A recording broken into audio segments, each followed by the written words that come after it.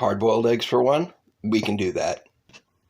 In order to hard-boil or soft-boil eggs in the microwave, first step is to get a container that is microwave safe and not too wide, like this Pyrex measuring cup, which I'm going to be filling to 1.5 cups of water, which will allow a 1/2 inch over the egg when boiling in the microwave.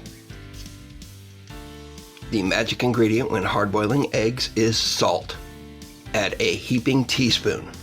This is important. The salt in the water will help make sure that your egg does not explode in the microwave. Trust me, you do not want that. Put in the microwave and cook for 5 minutes. The water and measure cup will be extremely hot. Make sure to use care. Use a pot holder or oven mitt when removing from the microwave.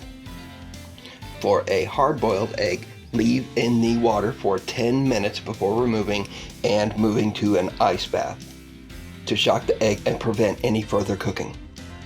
For a soft-boiled egg, follow the exact same procedure, only cook for only 4 or 5 minutes, but once you remove it from the microwave, you will immediately move it to the ice water bath to stop the cooking process. Now, cutting these open so you can see, the hard-boiled egg's yolk is perfect. Fully cooked, no green sulfur tinge around the yolk, and yummy. And as you can see, the soft-boiled egg's yolk is still somewhat runny.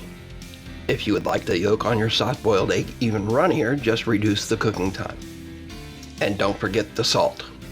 If you found this video useful, please like, subscribe, follow, and maybe watch one of these other videos about how to do scrambled eggs or poached eggs in the microwave.